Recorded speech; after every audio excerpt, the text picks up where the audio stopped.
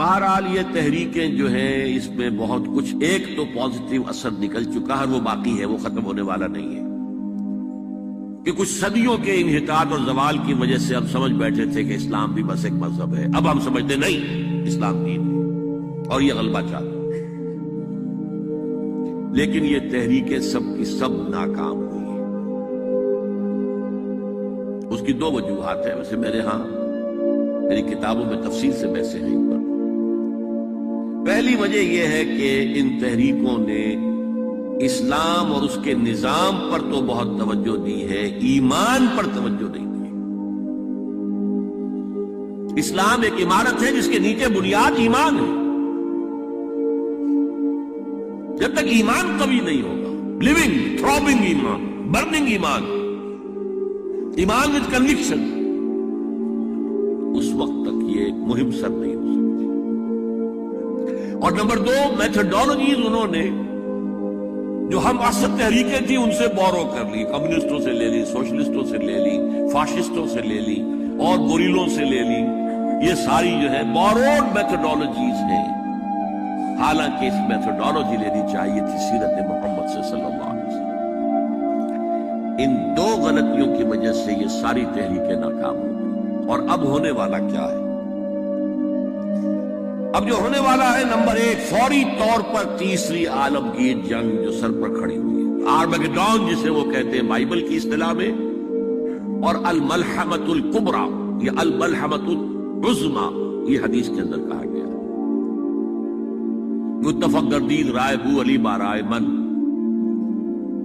انجیل کے آخری کتاب ریولیشنز آف جان، اس میں آرمگیڈون، اگر ڈکشنری میں دیکھیں گے تو آپ کو معنی ملیں گے آرمگیڈون کے، a very big war which will be fought between the forces of evil and good before the end of this world۔ اور اسی کا ذکر حضور نے کیا، بہت بڑی جنگ ہوگی، بہت بڑی جنگ ہوگی، مڈل ایسٹ اس کا میدان بنے گا۔ اور اس جنگ کے اندر عربوں کا شدید نقصان، شدید نقصان، شدید نقصان، تہس نہس ہو۔ حضور نے فرمایا کہ ایک باپ کے اگر 100 بیٹے ہوں گے تو 99 ختم ہو جائیں گے، ایک بچے گا۔ یہ حدیث ہے، کتاب الملاحم پڑھیے۔ یہ ملاحم کسے کہتے ہیں؟ لحم، گوشت کو کہتے ہیں۔ جنگوں میں کیا ہوتا ہے؟ گوشت کے ٹکڑے اڑتے ہیں۔ اسی طرح ملحم کہتے ہیں، عرب، سعودی عرب میں آپ نے دیکھا ہوگا کسائی کی دکان جو ملحم ہے، گوشت لحم جہاں پر کاٹ کاٹ کے بیچا جاتا ہے، ملحم۔ تو ملحمہ جنگ کو کہتے ہیں، ملاحم اس کی جمع ہے۔ الملحمۃ العظمیٰ، الملحمۃ الکبریٰ، یہ دو الفاظ حدیث میں ہیں۔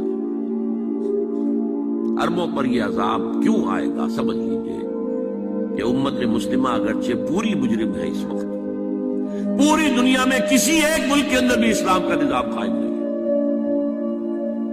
اور اسی لیے ضربت علیہم الذلۃ والمسکنۃ وباؤوا بغضب من اللہ، آج ہم اس عذاب میں مبتلا ہیں۔ میری کتاب موجود ہے اس پر، سابق اور موجودہ مسلمان امتوں کا ماضی، حال اور مستقبل ہے۔ آج کیوں ذلیل؟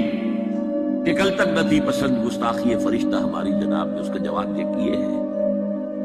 ان میں سب سے بڑے مجرم عرب ہیں، جن کا جتنا اونچا رتبہ ہوتا ہے اتنا ہی پھر ان کی جرم کی سزا بھی سخت ہوتی ہے۔ ازواج مطہرات سے کہہ دیا گیا تھا کہ تم کوئی غلط حرکت کرو گی تمہیں دوہری سزا ملے گی۔ تم محمد کے گھر میں رہتی ہو صلی اللہ علیہ وسلم۔ اسی طرح عربوں میں سے تھے حضور، رسول عربی، رسول ہاشمی، اور نمبر 2، ان کی مادری زبان میں اللہ کا کلام موجود ہے، انہیں اسے سمجھنے کے لیے کوئی مشقت اور محنت نہیں کرنی پڑتی۔ پھر بھی مغربی کولونیل کا بستر جیسے جیسے طے ہونا شروع ہوا اور عرب ممالک آزاد ہونے شروع ہوئے، کسی نے ماسکو کو قبلہ بنا لیا، کسی نے واشنگٹن، اسلام کو کسی نے اپنا قبلہ نہیں بنایا۔ میرے اپنے اندازے میں ہولوکاسٹ جو ہوا تھا پچھلی صدی میں، اس کو 10 سے ضرب دے دیجئے، اتنا بڑا ہولو کاسٹ مڈل ایسٹ میں ہوگا اس ملحمۃ العظمیٰ اور ملحمۃ الکبریٰ کے ذریعے سے۔ بہت برے دن آ رہے ہیں، بہت برے دن آ رہے ہیں، بہت برے دن آ رہے ہیں۔ البتہ اس کے بعد پانسا پلٹے گا۔ اس پانسا پلٹنے کی کیا وجہ ہوگی وہ بھی میں آپ کو بتا دوں۔ مسلمانوں کو دوبارہ فتح ہونی شروع ہوگی، مسلمان پہلے تو یہ سارے عرب ممالک نکل جائیں گے، گریٹر اسرائیل بن جائے گا گویا کہ عراق ہے، شام ہے، سعودی عرب میں وہ آ جائیں گے، مدینے کے قریب تک مدینے کے اندر داخل نہیں ہو سکیں گے، وہ اللہ کی طرف سے خاص پروٹیکشن سے ہوگی، باقی وہ اپنا گریٹر اسرائیل بنا لے گا۔ پھر جو ہے there will be a reversal، اور اس ریورسل میں مسلمان دوبارہ ریگین کریں گے اپنے کھوئے ہوئے علاقوں کو۔ اس میں 3 واقعات کو ذہن میں رکھیے۔ پہلی بات وہ جو میں کہہ چکا ہوں کہ کسی نہ کسی ملک میں، کسی عجمی ملک میں، عربوں پر تو عذاب آ جائے گا، آخری عذاب ہے، عجمی مسلمان ملک میں، نظری طور پر ایران بھی ہو سکتا ہے، افغانستان، پاکستان، اور کسی درجے میں بھارت، وہاں بھی تو آخر 20 کروڑ مسلمان ہیں۔ لوگ 18 کہہ دیتے ہیں اور وہ 12 بھی کہہ دیتے ہیں کہ 20 یا 25 کروڑ مسلمان بس رہا ہے ہندوستان کے۔ بہرحال یہ جو دوبارہ پھر مسلمان جو ہے ابھریں گے، اس میں پہلا سبب کیا ہوگا کہ کسی علاقے میں، عجمی مسلمان علاقے میں خلافت علی منہاج النبوہ قائم ہو جائے گی۔ میرے نزدیک پاکستان اور افغانستان،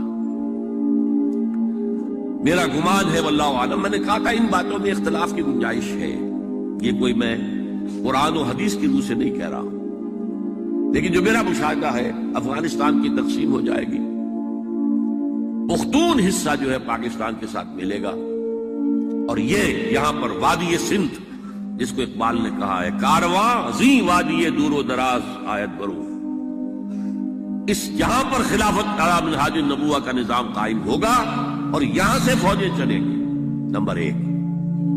نمبر 2، عرب کے ریگزار میں 15ویں صدی کے مجدد کا ظہور ہو جائے گا۔ مہدی کو ہم مانتے ہیں مجدد، شیعہ مانتے ہیں 12ویں امام جو چھپے ہوئے،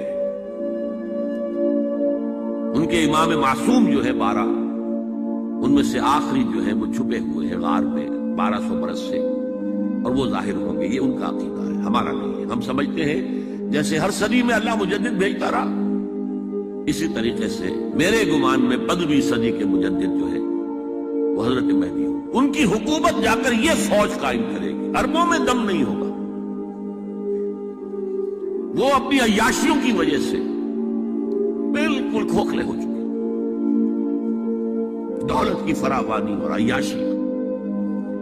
یہ بھی سننے میں آتا ہے دروغ برگردن راوی کہ اگر کوئی فوجی قافلہ ان کا چل رہا ہوتا ہے تو وہ بجائے ٹرکوں میں بیٹھنے کے وہ اپنی کاروں میں بیٹھ کے ساتھ ساتھ چلتے ہیں، وہ ٹرک خالی چل رہے ہوتے ہیں، ٹرک کی سختی جو ہے، سخت سیٹ جو ہے برداشت کرنا ان کے بس کا روگ نہیں۔